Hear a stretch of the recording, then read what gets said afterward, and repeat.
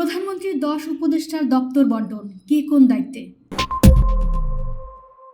মন্ত্রী প্রতিমন্ত্রীর মর্যাদায় নিয়োগ পাওয়া প্রধানমন্ত্রীর 10 উপদেষ্টার মধ্যে দায়িত্ব বন্টন করা হয়েছে। 24 ফেব্রুয়ারি মঙ্গলবার মন্ত্রী পরিষদ বিভাগের এক প্রজ্ঞাপনে এই তথ্য জানানো হয়। রুলস অব বিজনেস অনুযায়ী প্রধানমন্ত্রী তারেক রহমান এই দায়িত্ব বন্টন করেন।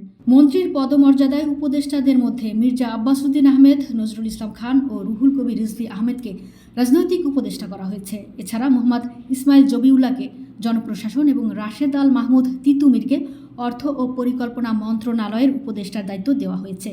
অন্যদিকে প্রতিমন্ত্রীর পদমর্যাদায় নিয়োগ পাওয়া উপদেষ্টাদের মধ্যে হুমায়ুন কবিরকে পররাষ্ট্র, দুর্যোগ ব্যবস্থাপনা ও ত্রাণ এবং বেসামরিক বিমান পরিবহন ও পর্যটন মন্ত্রণালয়, ব্রিগেডিয়ার জেনারেল অবসরপ্রাপ্ত শামসুল ইসলামকে প্রতিরক্ষা মন্ত্রণালয়, জাহেদুর রহমানকে পলিসি অ্যান্ড স্ট্র্যাটেজি, মাহাদি আমিনকে শিক্ষা, প্রাথমিক ও গণশিক্ষা, প্রবাসী কল্যাণ ও বৈদেশিক কর্মসংস্থান এবং শ্রম ও কর্মসংস্থান মন্ত্রণালয়, রেহান আসিফ আসাদকে ডাক, টেলিযোগাযোগ ও তথ্য প্রযুক্তি এবং বিজ্ঞান ও প্রযুক্তি মন্ত্রণালয়ের দায়িত্ব দেওয়া হয়েছে। 17 ফেব্রুয়ারি প্রধানমন্ত্রী তারেক রহমানের নেতৃত্বাধীন নতুন সরকারের মন্ত্রী প্রতিমন্ত্রীর পদমর্যাদায় এই 10 জনকে উপদেষ্টা পদে নিয়োগ দেওয়া হয়।